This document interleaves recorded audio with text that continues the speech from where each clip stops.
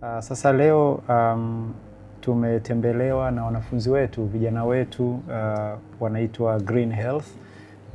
Hii ni organization ya wanafunzi kutoka Chuo Kikuu cha Afya na Sayansi Shirikishi Muhimbili, na kwa namna ya kipekee wanafanya kazi kwa karibu na asasi mbalimbali, lakini lengo lao ni kutoa mchango wao katika mapambano dhidi ya saratani Tanzania, na tunavyoelekea katika maadhimisho ya siku ya saratani duniani, basi ni vyema kuzungumzia swala la saratani kwa ukubwa wake na namna ambalo linatuathiri. Sasa saratani imekuwa na changamoto kubwa, ni moja ya changamoto kubwa za afya duniani, na haswa nchi zinazoendelea. Zamani haya yalikuwa ni magonjwa ambayo yalikuwa zaidi kwa nchi zilizoendelea, lakini hivi karibuni mabadiliko ya mienendo ya magonjwa duniani yanaonesha kwamba kuna ongezeko kubwa sana la magonjwa haya ya saratani katika nchi zetu zinazoendelea, zilizo katika uchumi wa kati na zilizo katika uchumi ulionyuma zaidi.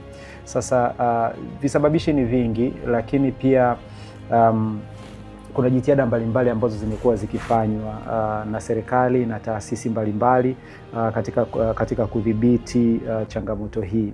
Hapa Tanzania maelfu ya watu wamekuwa pia wakipata changamoto hizi. Kuna saratani ambazo zimekuwa kwa ukubwa zaidi na zinatofautiana kati ya wanawake na wanaume. Wanawake wakiwa wanaathiriwa zaidi na kansa au saratani za matiti pamoja na saratani ya mlango wa kizazi. Lakini wanaume kwa kiasi kikubwa wamekuwa wakiathiriwa sana na saratani ya tezi dume ambayo ni tezi iliyoko kwa kina baba, pamoja na saratani ya utumbo mpana, colon na rectal cancers.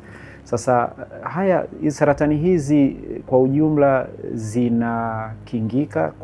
Kuna visababishi au mienendo ya maisha ambayo huenda ingeweza ikapunguza ukubwa wa tatizo hili, lakini vile vile kuna afua mbalimbali ambazo zinaweza zikapunguza ukubwa wa tatizo hili. Mathalan, saratani ya mlango wa kizazi inaweza ikadhibitiwa sana iwapo tutaongeza jitihada katika kutoa kinga au chanjo kwa watoto au vijana walio katika umri wa miaka 9 mpaka 14, ambazo ni afua serikali imekuwa ikifanya kwa kiasi kikubwa.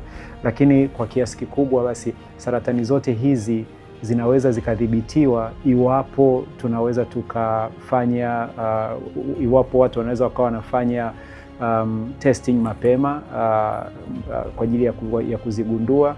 Zikigunduliwa mapema na basi wagonjwa hawa wakafikishwa katika maeneo yanaweza kupata matibabu wakati ugonjwa huu au magonjwa haya yakiwa machanga, uwezekano mkubwa sana wa kupona. Vituo vyetu ambavyo ni hospitali mahiri za kitaifa ikiwamo Ocean Road na hospitali za kanda zimekuwa zikiongeza jitihada ya kutoa matibabu haya, na kwa kiasi kikubwa wagonjwa wanaofika mapema na hata wale wanaopata matibabu aidha kwa njia ya vidonge au chemotherapy, madawa au kwa njia ya mionzi wamekuwa wakipona. Kwa hiyo ni watoe hofu wa Tanzania kwamba kansa inatibika, lakini tuna jukumu la kufikisha wagonjwa mapema.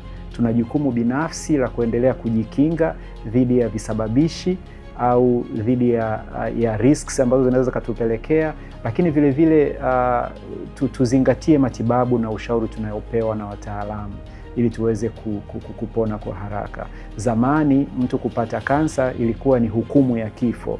Leo kansa ni ugonjwa kama magonjwa mengine ambayo basi akipata tiba stahiki watu wanapona na wanarudi katika maisha yao. Tuna shuhuda mbalimbali kwa maelfu ya watu katika vituo vyetu vya afya na hospitali zetu wakiwa wanapona.